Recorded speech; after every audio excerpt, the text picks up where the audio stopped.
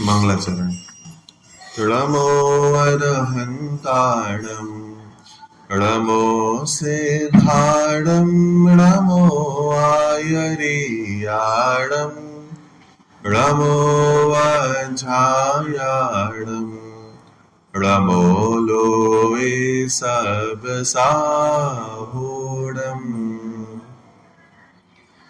मंगलम भगवान वीरो मंगलम गौतमोदड़ी मंगलम कुंद कुंदार्यो जैन धर्मोस्तु मंगलम सर्वमंगल मांगल्यम सर्वकल्याणकारकम प्रधानं सर्वधर्माणां जैनं जयतु शासनम् जैनं जयतु शासनम्।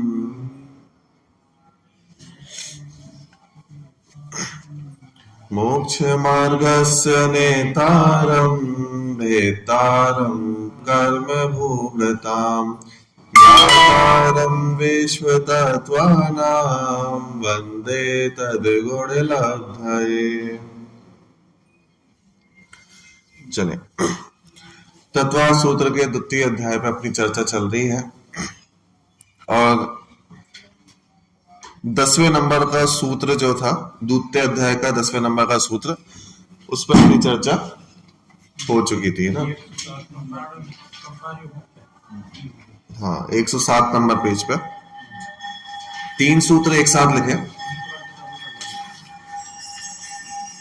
चलो, अब कुछ सूत्र ऐसे हैं जो जीव कैसा है, संसार कैसा है, संसार में कितने जीव हैं, कैसे हैं, किस अवस्था को प्राप्त है, कितनी इंद्रियां होती हैं, इस सबको नॉलेज देने वाला, इन सबका ज्ञान देने वाला कुछ सूत्र आने वाले हैं।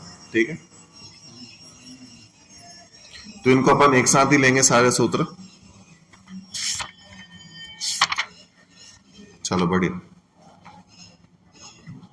देखो 10, 11, 12 इनको एक साथ बोलते हैं। संसारिणो मुक्ताश्च, फिर समनस्का मनस्कः,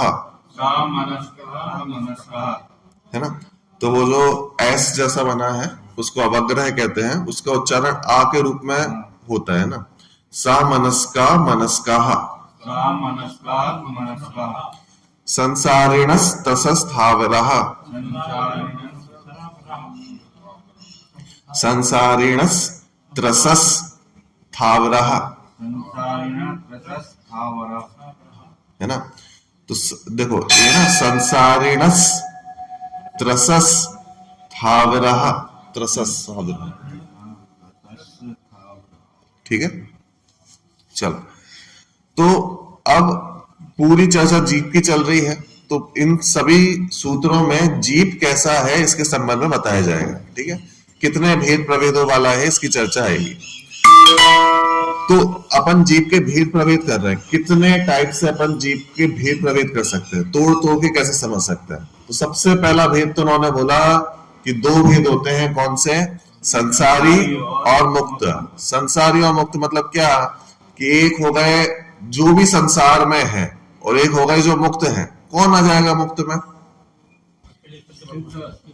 कि भाई जो संसार में रह रहा है वो संसारी और जो मुक्त हो गया वो मुक्त हो गया। तो वैसे तो मुक्त जो होते हैं वो 5 प्रकार के बताया जाता है। एक जीवन मुक्त भी होता है, एक देह मुक्त भी होता है, वो उसकी अपेक्षा पे नहीं है, अपेक्षा नहीं। हाँ, असल में मुक्त में वैसे तो सिद्ध ही आएंगे जो वास्तव में पूर्णतः मुक्त हो गए, जिन्होंने 8वें कर्मों का अभाव कर लिया, जिन्होंने 7वीं कर्मों का अभाव कर लिया, वो ही मुक्त कहलाएंगे। इस अपेक्षा से अनंत भी मुक्त नहीं कहलाएंगे।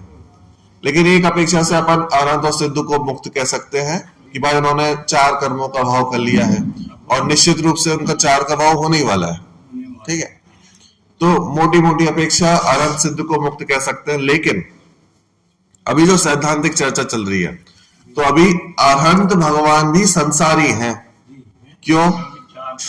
क्योंकि चार घातीय कर्म अभी भी शेष है, अभी भी संसार में रह रहे हैं, अभी भी आयु कर्म शेष है, अभी भी गुणस्थान में है, गुणस्थान और थोड़ी ना हुआ है, तो अभी भी 13वें 14वें गुणस्थान में है, इसलिए अनंत भगवान भी संसारी है। हाँ, स्नातक हो गए लेकिन अभी भी है तो संसारी, बात समझ में? तो इसलिए संसारी और मुक्त ऐसे दो भेद किए। ठीक है, अब इन संसारी में भी अपन दो भेद कर देंगे। तो ऐसे आप संसार में देखोगे तो बहुत सारे जीव ऐसे दिखाई देंगे जिनके पास मन है, और बहुत सारे जीव ऐसे दिखाई देंगे जिनके पास मन नहीं है। तो इस अपेक्षा से भी अपन ने दो भेद कर दिए, समनस्का अमनस्का। तो वो अमनस्का निकल के आएगा। तो समन और अमन, सामन और अमन मतलब कि जिनके पास मन है ऐसे समनस्क, और जिनके पास मन नहीं है ऐसे अमनस्क, ऐसे दो प्रकार के जीव निकल के अपने पास आते हैं। ठीक है, मन सहित जीव और मन रहित जीव। ठीक है,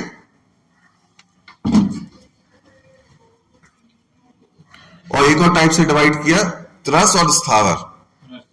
ठीक है, संसारी रस त्रस स्थावर, तीसरा सूत्र है ना, तो त्रस और स्थावर इस प्रकार से दो में और डिवाइड किया। अब वो कैसे डिवाइड किया पूरा वो अपन समझते हैं कि करके, है ना, इसको पढ़ते हैं। देखो, जीव दो प्रकार के हैं, संसारी और मुक्त, यह भी सामान्य अर्थ बतला रहे। उनमें से संसारी जीव दो प्रकार के होते हैं, एक समनस्क, एक अमनस्क। फिर सैनी असैनी के साथ साथ संसारी जीव त्रस और स्थावर के भेद से भी दो प्रकार के होते हैं। ठीक है, तो जो संसारी जीव है उसको दो दो टाइप से अपन ने डिवाइड किया, एक संगी एक असंगी। संगी असंगी किसे कहते हैं?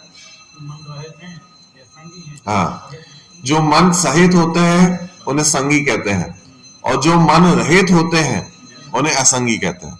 ठीक है, और त्रस और स्थावर। ठीक है, अब इसकी पूरी चर्चा अपन करते हैं। देखो, उपयोग लक्षण से लक्षित पहले से 14वें गुणस्थान तक के सभी जीव संसारी हैं, और गुणस्थानों से पार सिद्ध जीवों को मुक्त जीव कहते हैं। ठीक है, यानी 14 गुणस्थान तक सब संसारी हैं। तो इसका मतलब क्या कि अरहंत भी आ गए इसमें, अरहंत भी संसारी हैं, क्योंकि संसार में रह रहा है ना, अभी मुक्त नहीं हुए, अभी भी वो चार घातीय कर्म अभी भी, अघातीय कर्म अभी भी शेष है, आयु कर्म है, देह है, शरीर बचा हुआ है, नाम कर्म है, सब कुछ शेष है अभी, इसलिए वो भी संसारी कहलाएंगे, गुणस्थान है उनका भी। और जो सिद्ध है, सिद्ध परमेष्ठी ने 8वें कर्मों का भाव कर लिया, इसलिए वो मुक्त कहलाएंगे। बात समझ में आ गई? देखो, अरहंतों को भी मुनि का, हाँ, स्नातक मुनि, बराबर। देखो, तो उपयोग लक्षण से लक्षित पहले से 14वें गुणस्थान तक के सभी जीव संसारी, और गुणस्थान पार सिद्ध जीवों को मुक्त जीव कहते हैं। अब यहां संसारी जीवों के भेद बतलाते हैं। ठीक है, अब संसारी जीवों को तोड़ेंगे। मन सहित जीवों को समनस्क और मन रहित जीवों को अमनस्क कहते हैं। ठीक है, समनस्क जीवों को संगी और सैनी तथा अमनस्क जीवों को असंगी और असैनी भी कहते हैं। ठीक है, हाँ, कौन आ जाते हैं इनमें? कौन से जीव हैं जो मन सहित है, कौन से जीव हैं जो मन रहित है? कि भाई कभी कभी कहते थे ना कि तेरे पास तो दिमाग ही नहीं है, मंद बुद्धि है। ऐसा नहीं है कि भाई पंचेंद्रिय मनुष्य जो होते हैं ना, मनुष्य, आप देखो समझना बात, जो देव है, देव स्वर्ग, कि स्वर्ग में मन संगी और असंगी का भेद होता है क्या? स्वर्गों में संगी असंगी का भेद होता है कि नहीं होता? संगी असंगी नहीं होते, और देव नपुंसक भी नहीं होते, कि वहां पे ऐसा कोई भेद नहीं है। नपुंसक ही रहते। स्वर्गों में सारे के सारे देव संगी ही होते हैं, वहां असंगी होते ही नहीं है। वहां सभी देवों के पास मन होता ही होता है। बात समझ में है कि नहीं? ठीक है, अब जैसे नरकों में, नरकों में संगी असंगी का भेद है कि नहीं है? नरकों में भी भेद नहीं है। नारकी जीव भी जितने हैं सारे के सारे संगी ही होते हैं। ठीक है, दो गतियां हो गई। अब तीसरी गति मनुष्य गति। मनुष्यों में संगी असंगी का भेद होता है कि नहीं होता? क्योंकि जैसे कोई जीव पागल हो जाते हैं, मनुष्य में भी सारे के सारे जीव संगी होते हैं। कोई मनुष्य संगी नहीं होता, पैदा ही नहीं होते। सारे मनुष्य संगी ही पैदा होते। बात समझ में आई? तो मात्र त्रियंच जो आए है। गर्भ में जो आए हाँ और पर्याप्ति पूरी नहीं करी, हाँ देवी चले गए तो मनुष्य भाव तो पूरा हो गया। हाँ, मनुष्य भक्त तो पूरा हो गया। अपन कितने महाभागे। हाँ, मतलब अपर्याप्त जीव होते हैं। अपर्याप्त जीवों का मन बन नहीं पाता, उसको बोलते हैं मन योग, उनका रचना नहीं हो पाई, लेकिन है तो संगी। शक्ति तो है उनके पास कि मन बन सके उनका, है ना। चलो, तो मात्र तीन गतियों के जीव ऐसे हैं, तीन गतियों में सारे के सारे जीव संगी ही होते हैं, असंगियों का काम ही नहीं है। मात्र त्रयंच गति ऐसी है जहां पे संगी और असंगी का भेद बनता है, बाकी सारे जीव संगी ही कहलाते हैं। अब त्रयंच गति में भी बहुत सारे जीव हैं। अपन सब घूम के आए। हाँ, त्रयंच गति में भी बहुत सारे जीव हैं। कौन से संगी कौन सा संगी? कि एक इंद्रिय वाले जितने हैं, एक इंद्रिय में कौन कौन आ गया? वनस्पति आ गया, अग्नि आया, वायु, ठीक है, पृथ्वी, पेड़ पौधे, फूल पत्तियां, ये सब के सब असंगी ही हैं, बिना मन वाले। इनके पास मन नहीं होता, ठीक है, सोचने समझने की शक्ति नहीं है। दो इंद्रिय हो गए, तीन इंद्रिय हो गए, चार इंद्रिय हो गए। चार इंद्रिय तक के सारे जीव असंगी ही होते हैं, मन होते ही नहीं उनके पास। चाहे वो चींटी हो, चाहे भौरा हो, चाहे कैसे ही जीव हो, चार इंद्रिय वाले जीव हैं, सारे के सारे असंगी ही कहलाते हैं। बात समझ में आई? क्यों? क्योंकि चार इंद्रिय तक सारे के सारे जीव त्रियंची होते हैं। चार, एक दो तीन चार इंद्रिय तक कोई भी देव नहीं होता, कोई नारकी नहीं होता, कोई मनुष्य नहीं होता। चार इंद्रिय वाले तक सारे के सारे जीव त्रियंच गति के ही होते हैं और सारे के सारे असंगी होते हैं। बात समझ में आ गई? तो अब आ जाओ पंचेंद्रिय पे। अब पंचेंद्रिय में तीन गति के जीव तो अपन ने छोड़ ही दिए, देव गति के, मनुष्य गति के और नरक गति के। ये तो संगी ही होते हैं। मात्र त्रियंच गति के पांच इंद्रिय वाले जीवों में दो भेद बनते हैं। कुछ संगी होते हैं, कुछ असंगी होते हैं। ठीक है पांच इंद्रियां, लेकिन मन नहीं है, सोचने समझने की शक्ति नहीं है, वो असंगी कहलाता है। तो कौन आ जाते हैं इसमें? कि बहुत सारे जीव हो जाते हैं। मतलब कुछ एग्जाम्पल मिल सकते हैं, जैसे कुछ पानी वाले सांप होते हैं, पानी वाले सांप होते हैं स्पेसिफिकली, उनको अपन असंगी कहते हैं। सारे के सारे नहीं, उनमें से कुछ होते हैं जो असंगी कहलाते हैं। कुछ तोते वगैरह भी होते हैं, उनको भी अपन असंगी कहते हैं। है पांच इंद्रिय जीव, लेकिन मन नहीं है। ठीक है, तो ऐसे बहुत सारे जीव हो सकते हैं। तो पांच इंद्रिय जीव हैं, त्रियंच गति के हैं और असंगी हैं और संगी भी हो सकते हैं। ठीक है, तो इस प्रकार से दो भेद किया। तो समनस का क्लियर हो गया कि चार इंद्रिय तक सारे के सारे असंगी हैं। पांच इंद्रिय में जो तीन गति के हैं वो सारे के सारे संगी हैं। मात्र त्रियंच गति के पांच इंद्रिय वाले संगी भी हो सकते हैं, असंगी भी हो सकते हैं। क्लियर हो गया? ठीक है, अब दूसरा भेद उन्होंने किया त्रस और स्थावर। त्रस और स्थावर में क्या आ जाता है? स्थावर क्या कहलाते हैं? जो एक इंद्रिय वाले जीव है। स्थावर मतलब ये जो पेड़, वनस्पति, अग्नि, वायु, इन सबको कहते हैं स्थावर। ठीक है, स्थावर। तो एक इंद्रिय वाले जीवों को स्थावर कहा जाता है। हाँ, जो चल नहीं सकते। ठीक है, तो इन सबको स्थावर कहते हैं। और दो इंद्रिय से लेके पांच इंद्रिय तक सभी जीवों को त्रस कहा जाता है। ठीक है, त्रस कहा जाता है। तो दो इंद्रिय, तीन इंद्रिय, चार इंद्रिय और पांच इंद्रिय, ये त्रस है। और एक इंद्रिय वाला स्थावर है। बोलो, बात समझ में आ गई? ठीक है, तो स्थावर जीव हमेशा असंगी ही रहेंगे। त्रस जीवों में 2 इंद्रिय, 3 इंद्रिय, 4 इंद्रिय वाले असंगी ही रहेंगे, और त्रस जीवों में 5 इंद्रिय में त्रियंच संगी भी हो सकते हैं, असंगी भी हो सकते हैं, लेकिन 3 गति के जीव हमेशा संगी ही रहेंगे। बात समझ में आ गई? देखो बस यही बात यहाँ पे 3 सूत्रों में कही गई है। देखो 1 इंद्रिय से लेके 4 इंद्रिय तक के सभी जीव और असैनी पंचेंद्रिय जीव असंगी कहलाते हैं, अमनस्क है, और संगी सैनी पंचेंद्रिय जीव संगी या समनस्क होते हैं। क्लियर? ठीक है। 1 इंद्रिय से असैनी पंचेंद्रिय तक के सभी जीव नियम से त्रियंच ही होते हैं। ये बात तो क्लियर हो गई कि 1, 2, 3, 4 इंद्रिय और असंगी पंचेंद्रिय नियम से त्रियंच गति के ही होंगे, क्योंकि बाकी गतियों के तो संगी होता है ना, नियम से त्रियंच ही होते हैं। और सैनी पंचेंद्रिय जीव चारों गतियों में पाए जाते हैं। ठीक है।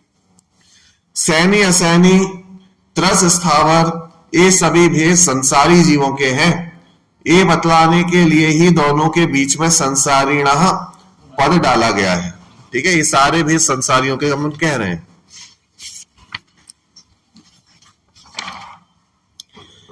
यह देहरी के दीपक जैसा प्रयोग है।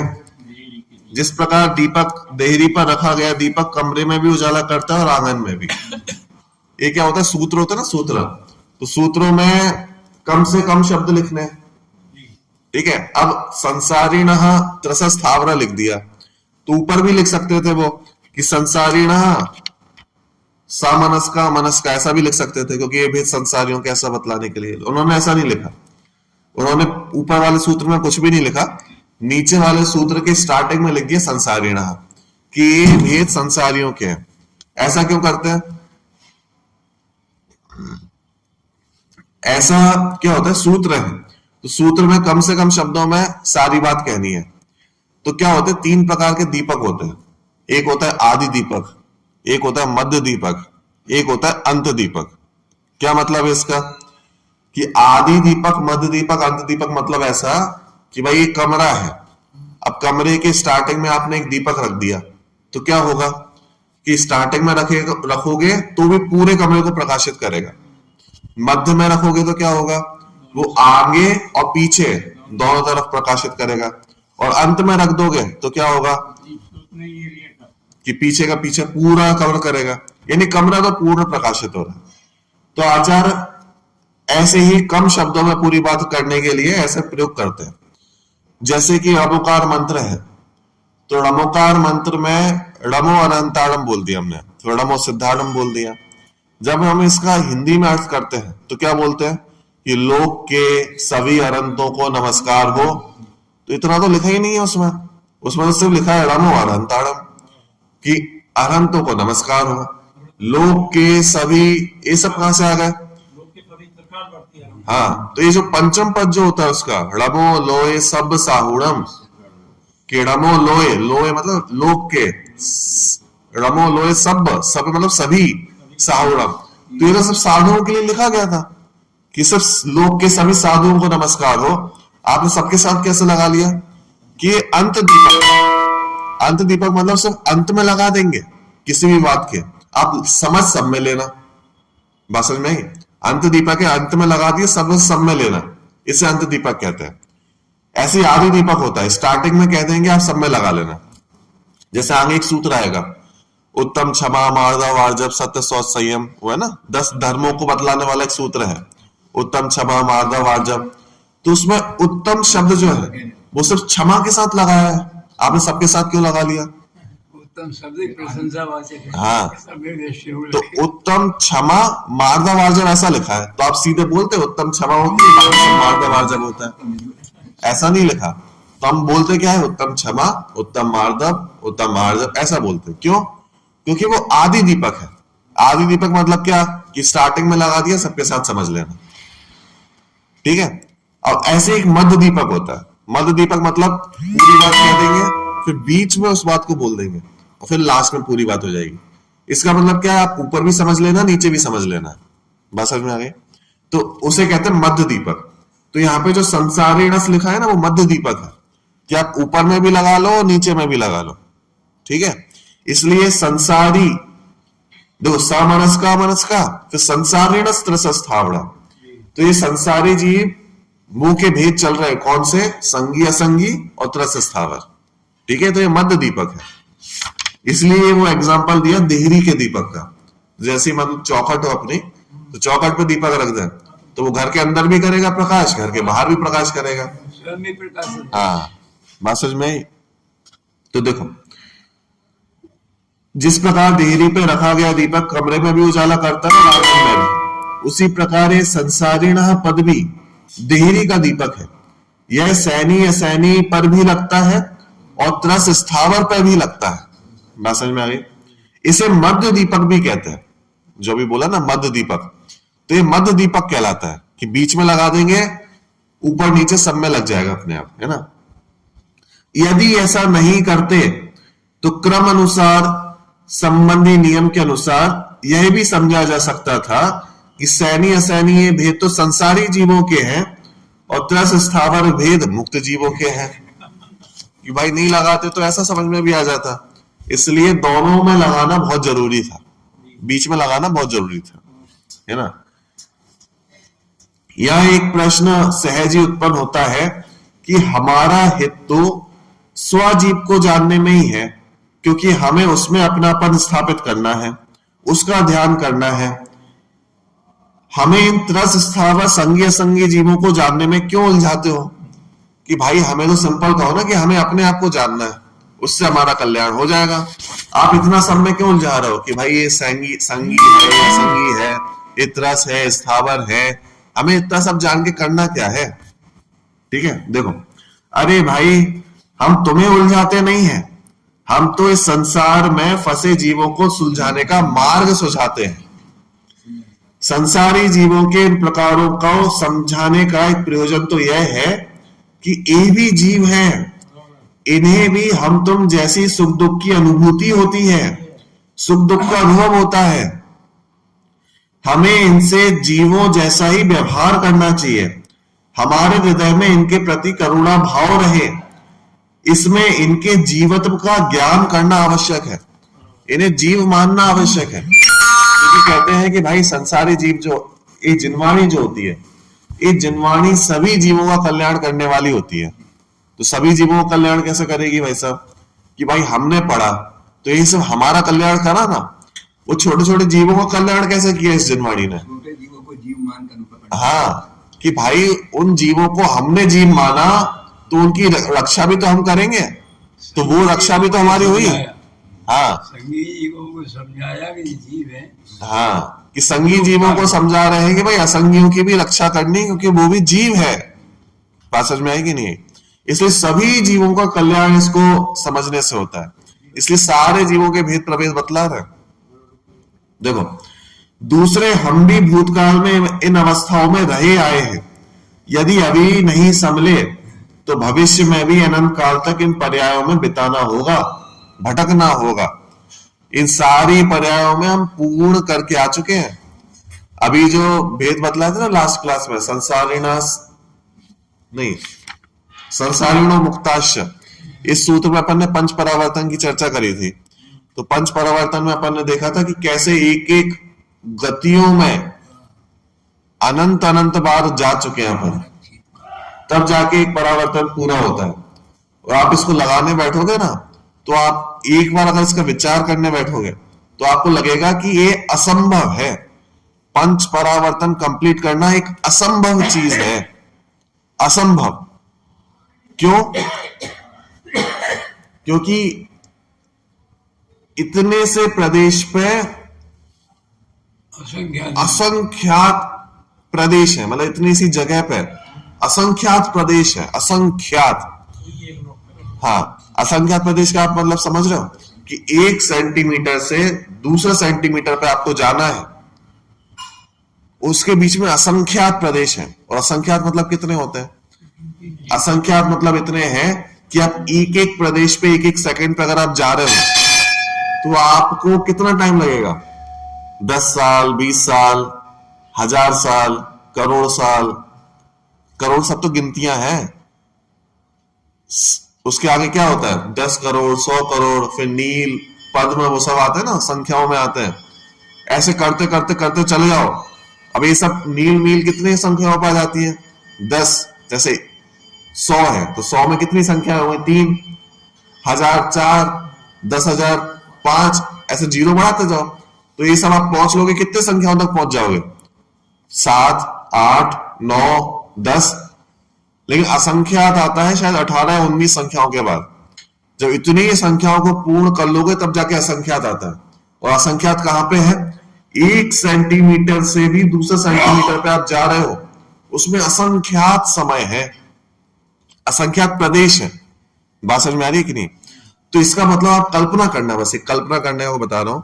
अगर आपको सिर्फ क्षेत्र परावर्तन पूरा करना है, क्षेत्र परावर्तन मतलब होता है क्रम से, सुनना ध्यान से, क्रम से आप पूरे 3 लोक के सभी प्रदेशों को क्रम से उसमें जन्म लो और उसको पूरा करो। क्रम से मतलब क्या कि एक लाइन चल रही है ना, पहले इस लाइन को कंप्लीट करो, ऐसे पूरा कंप्लीट करो, फिर वापस आओ, फिर पूरी एक लाइन कंप्लीट करो। अब आप कल्पना करो कि यहां से लेके दिल्ली तक मैं एक धागे की लाइन खींच दूं। उस धागे की लाइन पे एक एक प्रदेश है, और उस एक एक प्रदेश पे आपको जन्म लेना है, सिर्फ एक एक प्रदेश पे, और वो भी लाइन से, क्रम से। और इतना मैंने आपको बता दिया कि 1 सेंटीमीटर से दूसरे सेंटीमीटर जितने प्रदेशों को कंप्लीट करने पे भी 2-5 साल में कंप्लीट नहीं होगा। क्रम से भी करोगे और हर सेकंड पे भी करोगे तो भी आपको करोड़ों करोड़ों करोड़ों करोड़ों करोड़ों साल लगेंगे। कब? जब आप लाइन से कर रहे हो, हर एक प्रदेश पे कर रहे हो। तो कोई ऐसा जन्म तो लेते ही नहीं है भाई, आज मैंने यहां पे जन्म लिया, अब पता नहीं कहां जाके जन्म लूंगा। बात ये चल रही है यहां पे जन्म लो, फिर यहां पे जन्म लो, फिर यहां पे जन्म लो, ऐसा करो। अब आप गाड़ी से जाना, कभी ट्रेन से जाना, कार से जाना, और कल्पना करना आप जितने क्षेत्र को कंप्लीट करते जा रहे हो ना, क्षेत्र परावर्तन में पूरे क्षेत्र को क्रम से कंप्लीट करना है। और ये तो बहुत छोटा सा क्षेत्र है, कितना ही क्षेत्र है, इसके आगे कितना बड़ा आकाश है, कितना 3 लोक है। तो क्षेत्र परावर्तन आप दिमाग लगाओगे ना, आप कहोगे क्षेत्र परावर्तन कंप्लीट करना असंभव है, असंभव है, असंभव। और ऐसे कईयों परावर्तन हम कंप्लीट करके आ चुके हैं। बात समझ में आ रही है? तो ऐसे 5 परावर्तन है। चलो, अब नहीं चेते तो हाँ, अब नहीं चेते तो वापस वहीं पे जाना पड़ेगा। देखो, तो ये 3 प्रकार के सूत्र हो गए अपने, ठीक है? संसारिणो मुक्ताश्च, समनस्क मनस्क, संसारिणस त्रसस्थावरा। ठीक है, इसमें क्या किया था? इसमें सामान्य जीवों के भेद बतलाए थे। ठीक है, तो इसमें अपन ने सामान्य जीवों के 2-2 तरह के भेद बतलाए। अब अपन क्या कर रहे हैं कि जैसे त्रस और स्थावर का भेद किया, तो अब उसमें से अपन ने एक भेद को पकड़ा, किसको? स्थावर को। अब स्थावर के भेद बतलाएंगे कि स्थावर कितने प्रकार के होते हैं। ठीक है, देखो, स्थावर जीवों के भेद बतलाते हैं। विगत सूत्र में संसारी जीवों के त्रस और स्थावर इस प्रकार के 2 भेद बताए थे, अतः अब यहां पर उन दोनों के बारे में समझाते हैं। देखो, पृथिव्य तेजो वायु वनस्पतयः स्थावरः। पृथिव्य तेजो वायु वनस्पतयः स्थावरः।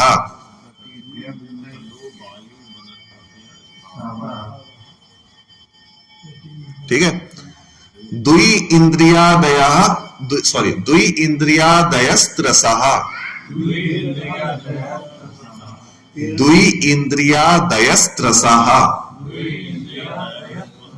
ये तो इजी है।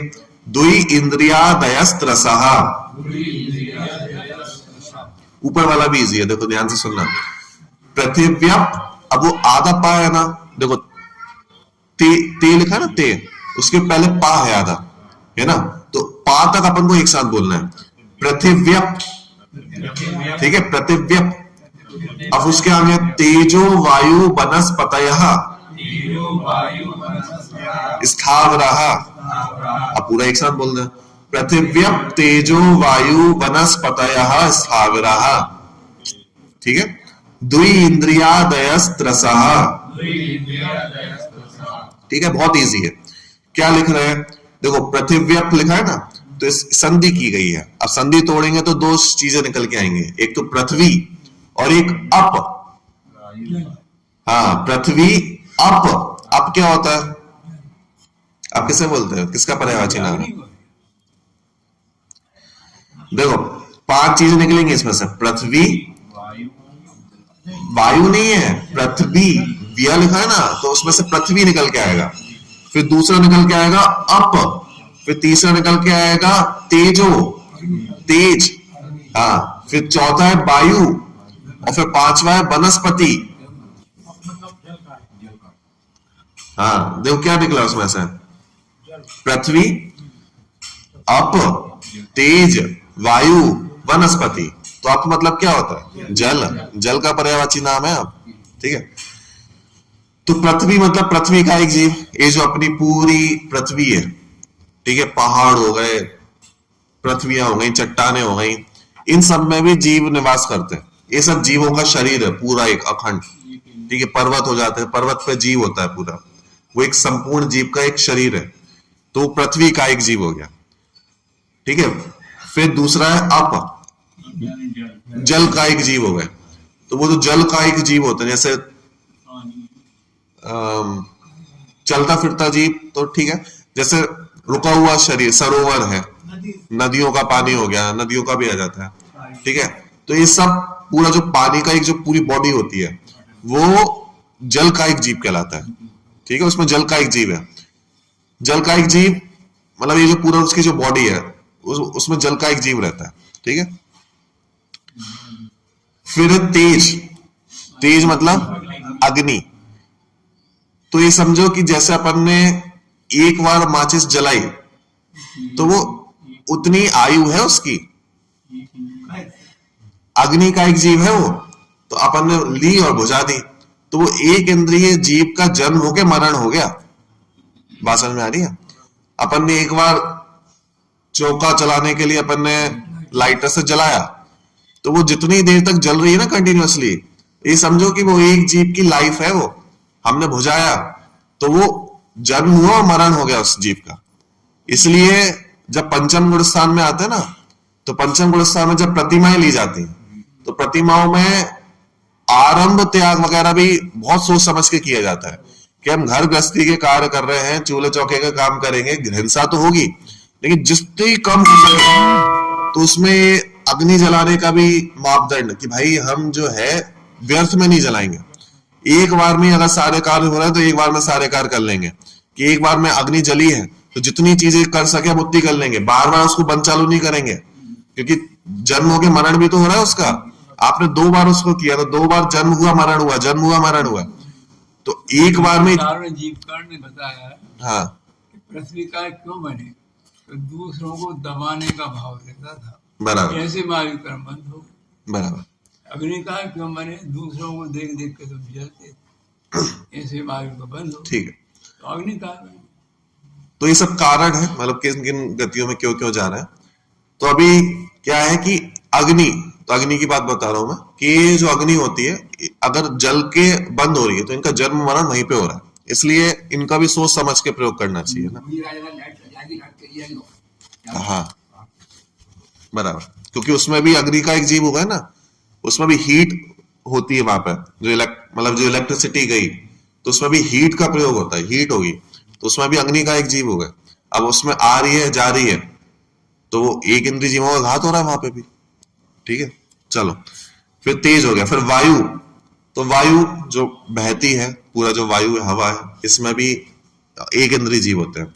फिर वनस्पति, लाइट बन रही है, असंख्यात जीवों का। हाँ, लाइट बनने में भी काफी जीवों का घात है। तो कर सकते हैं अपन, जलाई और जो काम हुआ तत्काल बंद कर। हाँ बराबर। चलो वनस्पति, अब वनस्पति को तो सब एक इंद्रिय मानते हैं, बाकी सबको तो मानते भी नहीं है। ठीक है, वनस्पति में सब आ गया। ठीक है, तो जितने भी प्रकार के आपको पेड़ पौधे हैं, हाँ, ये सारे वनस्पति के अंदर आ जाते हैं। 20 लाख वनस्पति। हाँ, और निगोदीय जीव भी इसी के अंदर आते हैं, निगोदीय जीव भी इन सब में आ जाते हैं, स्थावर में, है ना। इन सबको अपन स्थावर कहते हैं। तो स्थावर अभी अपन पहले क्या बता के आए थे, कितने इंद्रिय वाले होते हैं स्थावर? एक इंद्रिय वाले जीवों को स्थावर कहा जाता है, और बाकी 2 इंद्रिय से 5 इंद्रिय वालों को क्या कहते हैं? त्रस कहते हैं। तो ये जो एक इंद्रिय के 5 भेद कर दिए इन्होंने, एक इंद्रिय के 5 भेद कौन से हो गए? पृथ्वी, जल, अग्नि, वायु, वनस्पति। इस प्रकार से एक इंद्रिय के 5 भेद कर दिए जिन्हें स्थावर कहा जाता है। ठीक है, अब देखो हिंदी में। अच्छा, दूसरा सूत्र देख लेते हैं। द्वि इंद्रियादयस त्रसा, तो सिंपल है, द्वि इंद्रिय आदि त्रस कहलाते हैं। तो 2 इंद्रिय से आगे तक के जितने आदि मतलब आगे वाले जितने भी जीव है वो सारे त्रस है। हाँ, तो 2, 3, 4, 5 ये सारे के सारे जीव त्रस कहलाएंगे। ठीक है, अब देखो, पृथ्वी का एक, जल का एक, अग्नि का एक, वायु का एक, वनस्पति का एक, ये 5 प्रकार के स्थावर जीव है, एक इंद्रिय जीव है। 5 प्रकार के जो जीव हैं वो एक इंद्रिय जीव कहलाते हैं, स्थावर कहलाते हैं।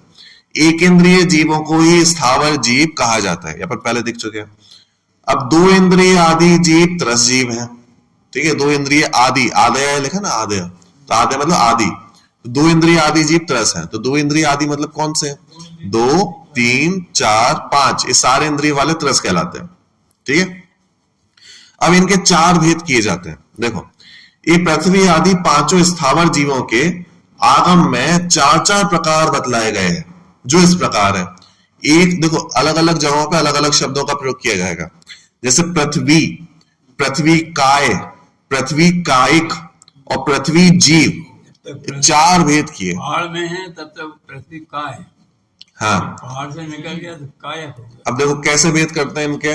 अब जैसे अपन इसको मनुष्यों पे भी लगा सकते हैं, मनुष्य पे वैसे कम घटेगा, लेकिन सामान्य से देखो अपन घटाए इसका। तो जैसे पृथ्वी, पृथ्वी काय, पृथ्वी कायिक और पृथ्वी जीव। तो पृथ्वी जीव तो कौन है? कि भाई उस शरीर के अंदर जो जीव विद्यमान है वो तो हो गया पृथ्वी जीव। ठीक है, वो हो गया पृथ्वी जीव। पृथ्वी क्या होती है? पृथ्वी मतलब ये है कि जिसके अंदर जीव नहीं है, एक सामान्य जो अपना एक ढांचा है, ढांचा मतलब ये पृथ्वी का जो ढांचा बना हुआ है। अब जैसे ये मंदिर है, ठीक है, अब यहाँ पे है, अब एक ढांचा है, हमने जमीन में से पृथ्वी निकाली, उसको प्रॉपर बनाया और उसको एक आकृति दे दी, तो वो एक ढांचा रह गया, वो पृथ्वी हो गई पृथ्वी। अब उसमें से अपन ने जीव में से निकाला उस ढेले को, तो वो सिर्फ पृथ्वी हो गई, एक सामान्य एक ढांचा बच गया। ठीक है, अब वो एक सामान्य पृथ्वी के अंदर जब पृथ्वी का एक जीव प्रवेश करता है, पृथ्वी जीव प्रवेश करता है, तो उसे अपन क्या कह देते हैं? उसे अपन कह देते हैं पृथ्वी कायिक। उसे कहते हैं पृथ्वी कायिक। कि भाई अगर एक भूमि है और इस भूमि के अंदर जीव है अभी, तो इसको कहा जाएगा पृथ्वी कायिक। ठीक है, और इस भूमि में से जीव निकल गया तो उसे कहा जाएगा पृथ्वी काय, उसे पृथ्वी काय कहा जाएगा। ठीक है, इसके अंदर जीव है तो पृथ्वी कायिक, इसमें से जीव निकल गया तो पृथ्वी काय। और जो एक सामान्य जिसके अंदर जीव नहीं होते, एक सामान्य ढांचा है, उसकी आकृति से हमने ढांचा बना दिया, वो पृथ्वी, वो सिर्फ पृथ्वी, और उसके अंदर जो रहने वाला जो जीव है पृथ्वी जीव। 4 चीज समझ में आएगी नहीं आई? ठीक है, देखो इसको एक बार पढ़ते हैं। कभी भी मंदिर बनाने का कुछ भी उपदेश नहीं देते, अनंत अनंत जीव का और निर्गुण कोटि से अहिंसा व्रत। बराबर। देखो, ये पृथ्वी आदि 5 स्थावर जीवों के आगम में 4 प्रकार बतलाए गए हैं, जो इस प्रकार है। पृथ्वी, पृथ्वी काय, पृथ्वी कायिक, पृथ्वी जीव। अब देखो, जो स्वयं से ही बनी हुई अचेतन जमीन है उसे पृथ्वी कहते हैं। हाँ, स्वयं से बनी हुई अचेतन जमीन है, कुछ नहीं है इसके अंदर, है ना, एक ढांचा मात्र है, वो है पृथ्वी। जिस पृथ्वी में से जीव निकल गया हो उसे पृथ्वी काय कहते हैं। ठीक है, निकल गया है। ठीक है, जैसा पेड़ का एक तना पड़ा हुआ है, तो पेड़ के तने में अब जीव नहीं है, तो उसको कहा जाएगा पृथ्वी काय, पृथ्वी नहीं सॉरी वनस्पति काय। अब ये सारे जीव वनस्पति में भी लग जाएंगे, तो कोई उसका ढांचा है वो निकल के टूट गया, तो वो पृथ्वी वनस्पति काय कहलाएगा। और जब तक ये सारे जो पेड़ आपको दिख रहे हैं बाहर जिसमें जीव है, जो बड़े हो रहे हैं, सब कुछ है, वो कहलाएगा वनस्पति कायिक। और उसके अंदर जो जीव निवास कर रहा है वो क्या कहलाएगा? वनस्पति जीव। ठीक है। नीम की एक पत्ती तोड़ते हो, इतना दर्द होता है उनको, कहीं नहीं जाना। ये तुम्हारी उंगली तोड़ने में तुम्हें दर्द होता है, ऐसा दर्द जी, लेकिन व्यक्त नहीं कर सकते। बराबर। देखो, जिस पृथ्वी में से जीव निकल गया हो उसे पृथ्वी काय कहते हैं। जीव सहित पृथ्वी को पृथ्वी काय कहते हैं। जीव सहित, तो किसी चट्टान में, पर्वत में जीव है तो वो क्या कहलाएगा? पृथ्वी काय कहलाएगा। ठीक है। क्योंकि ये क्या, जीव, इनकी आयु बहुत लंबी होती है, बहुत लंबी। एक एक जीव की अगर चला जाए ना तो हजारों सालों की इनकी आयु होती है। भाई पर्वत है, पर्वत अब अपनी जगह पे बना हुआ है, कुछ नहीं हो रहा उसे, हजारों सालों की आयु होती है इनकी, एक बार चले जाओ इसमें तो। ठीक है। अब लेकिन जैसे मानो उत्खनन हुआ, अब कभी विस्फोट कर देते हैं, भाई ट्रेन निकालनी है बीच में से, रोड निकालना है, हाईवे निकालना है, कुछ भी निकालना है, अब विस्फोट कर दिया, उत्खनन करना, खोदना स्टार्ट कर दिया, भूमि को खोदना स्टार्ट कर दिया, तो उनको भी आघात होता है, जीवों को आघात होगा। और कदाचित हो सकता है कि उनमें से जीव निकल के दूसरा जीव आ जाए, घात भी हो गया उसका, तो ऐसा भी संभव है। ठीक है। तो ठीक है, जीव सहित पृथ्वी को पृथ्वी कायिक कहते हैं। और जो जीव पहले शरीर को छोड़कर पृथ्वी काय में जन्म लेने के लिए जा रहा है, जब तक वह पृथ्वी को अपने शरीर रूप से ग्रहण नहीं कर लेता तब तक उस जीव को पृथ्वी जीव कहते हैं। हाँ, पहुंच जाए वो पृथ्वी कायिक हो जाएगा, लेकिन पहुंचा नहीं अभी। क्या मतलब इसका? कहां भटक रही है उसकी आत्मा? कि देखो क्या होता है, हाँ, विग्रह गति कहलाती है। विग्रह गति का मतलब क्या होता है कि पहले वाले शरीर को छोड़ दिया, यहां से मरण हुआ और दूसरा शरीर में ग्रहण करना है, तो इसको ग्रहण करने के लिए ना समय होता है, 1 समय, 2 समय और हाईएस्ट 3 समय। 3 समय के पश्चात ऐसा कोई जीव नहीं है जो बिना शरीर के रह रहा हो। ठीक है। तो हाईएस्ट 3 समय है। 1 समय मतलब क्या है कि एक मोड़ वाली जगह, बिना मोड़ वाली जगह। अब जैसे सीधे जाना, सीधे यहां पे है, यहां पे जन्म लेना, सीधे जा सकता है ना, तो वो कहलाएगी बिना मोड़, एक समय में जन्म हो जाएगा उसका। फिर एक होता है एक मोड़ वाली जगह कि अब क्या, जो जीव मूवमेंट करता है तो ऐसे सिंपल लाइंस में करेगा, बीच में से कहीं से भी नहीं घुस के नहीं चले जाएगा। तो जैसे उसको यहां पे जन्म लेना है, यहां पे है, तो ऐसे जाके फिर ऐसे जाएगा, तो एक मोड़ वाली जगह हो गई। तो एक समय यहां पे जाने में, एक समय यहां पे जाने में, तो एक मोड़ वाली जगह पे 2 समय लगता है। और अगर 2 मोड़ लेना है, नहीं नहीं, जरूरी नहीं है, जैसे नीचे जाना है उसे, उदाहरण दिए, जैसे यहाँ पे अजीब है, अरंडी का भी अग्नि के सीधा ऊपर ही है, वो सिद्धों के लिए, सामान्य से वो सिद्धों को समझाने के लिए। अभी जैसे कर्म बंधे हैं, तो यहाँ पे हमारा मरण हुआ, यहाँ पे जाना है, यहाँ पे। ठीक है। तो कैसे जाएंगे कि भाई पहले सीधा गए, फिर इस दिशा में आए, फिर नीचे गए, तो 2 मोड़ हो गए। एक मोड़ यहाँ पे, एक मोड़ यहाँ पे, 2 मोड़ हुए। लेकिन समय कितने लगेंगे? एक समय यहाँ पे जाने में, एक समय यहाँ पे जाने में, तीसरा समय वहां पे पहुंचने में।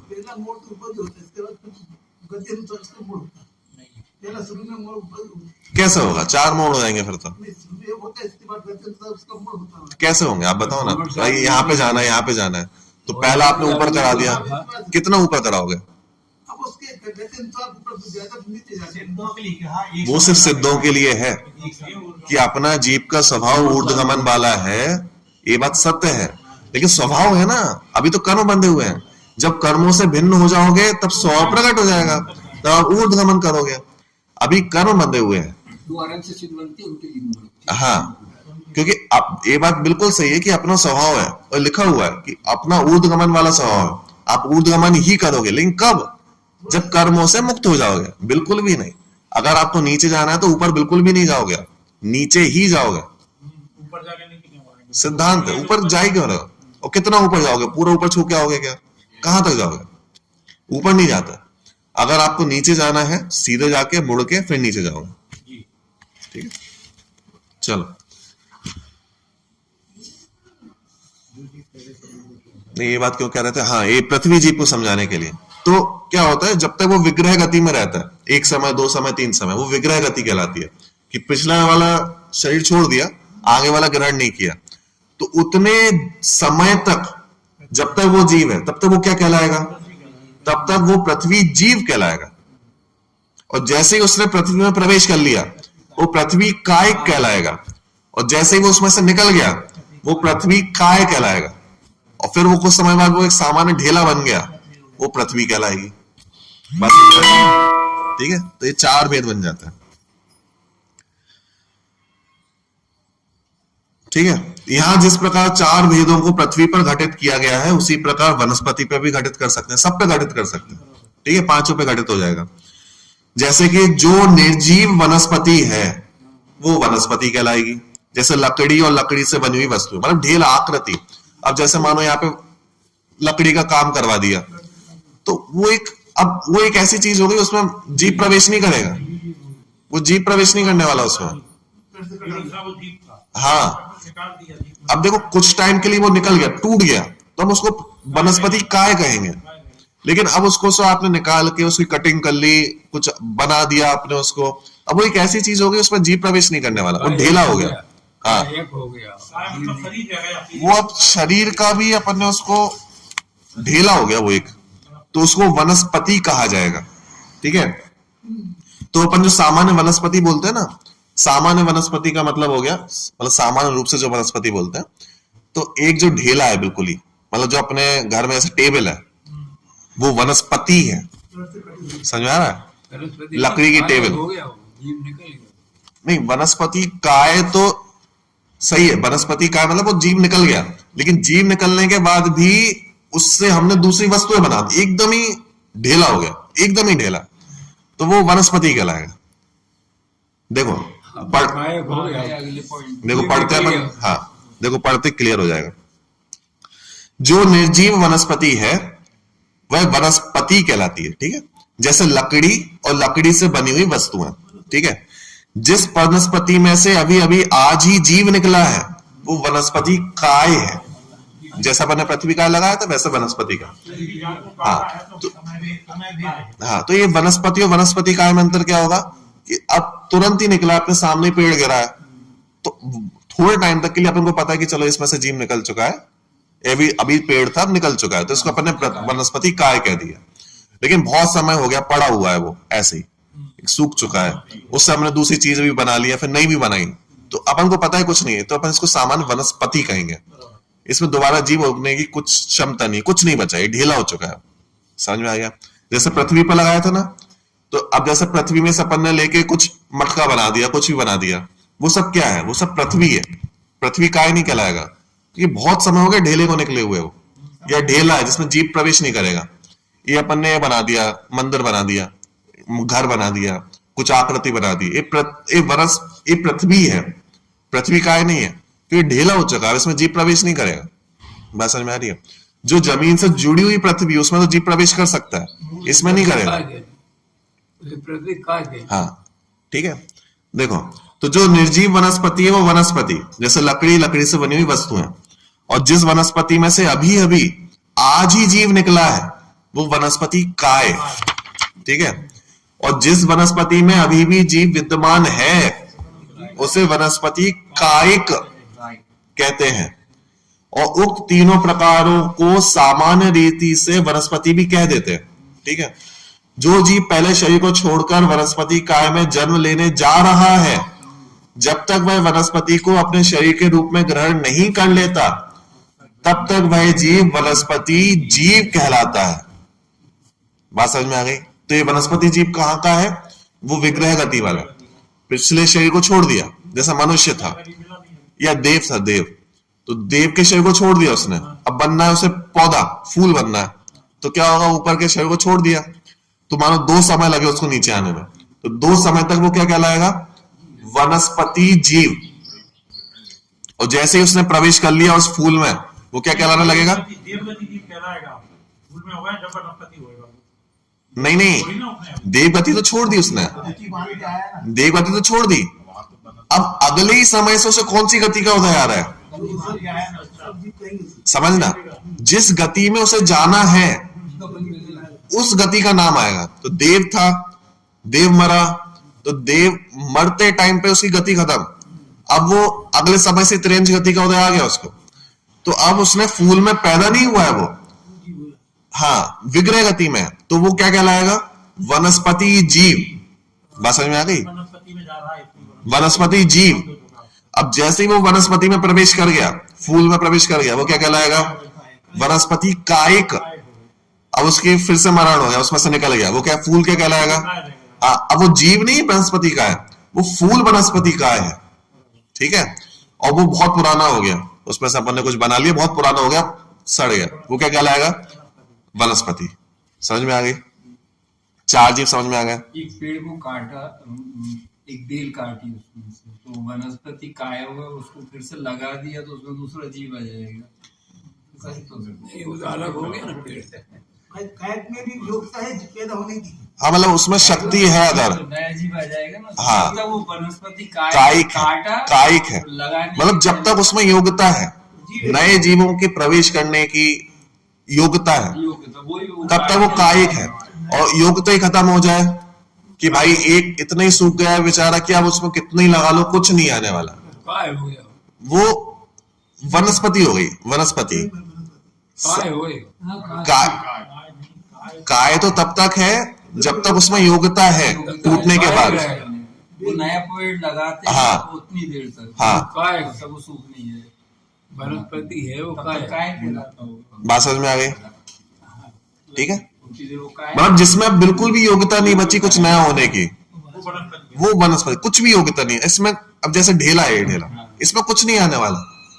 पेड़ काट के हमने टेबल बना दी, अब टेबल लकड़ी की है, लेकिन उसमें प्रवेश कर कोई जीव प्रवेश नहीं करने वाला वनस्पति का, वो अब ढेला हो चुका है। बात समझ में आ रही है? हमने बेड बना लिया कमरे का, जीव नहीं रहा, सीधी बात है। हाँ, तो वो वनस्पति कहलाएगा। समझ में आ गया? ठीक है, देखो इसको कंप्लीट करते हैं। डॉक्टर साहब ने बहुत मेहनत करी है कॉमर्स आर्ट्स के लिए। हाँ, यह जान लेने का लाभ यह है कि असल में सजीव वनस्पति तो वनस्पति कायिक ही है, अतः अहिंसा व्रत की दृष्टि से एकमात्र यही अवक्ष है। कायदे से तो इसका ही सेवन नहीं करना चाहिए। बाकी अब वनस्पति जीव जो होता है उसका तो सेवन कर ही नहीं सकता, वो तो जीव है, वो अभी तो आया ही नहीं है। वनस्पति काय है, उसमें से जीव निकल चुका है, तो उसको ग्रहण कर सकते हैं।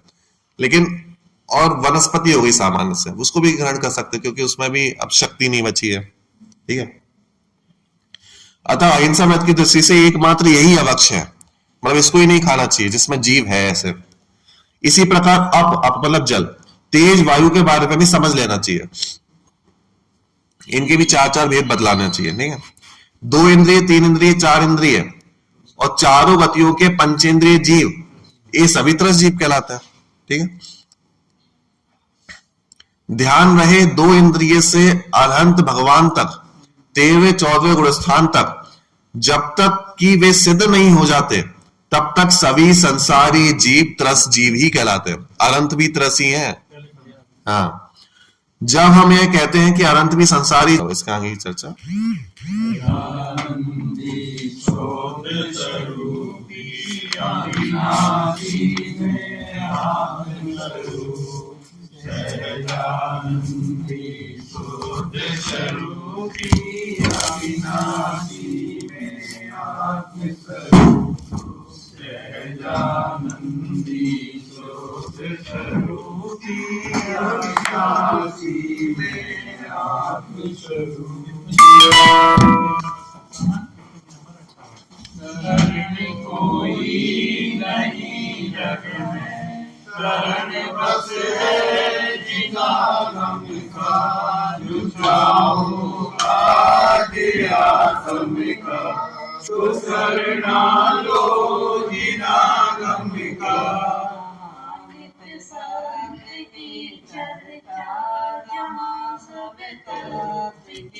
रास्ते जहाँ शिव लोग टिकते नहीं कहाँ दर है यही अमिका इसी से काम नसते हैं, इसी से राम भजते हैं, इसी से ज्ञान धरते हैं, विरागी बन में आत्म का धाम पाया है जिन्हा गाते आया आगे दूर क्यों भागो चला अवसर समागम जो करना है सो अब कर लो, बुरे कामों से अब डर लो, कहे मुल्तान सुन भाई भरोसा है न एक पल का, कोई नहीं जग में शरण बस है जिना गम का, जो चाहो आज या कम का, तो करना हो जिना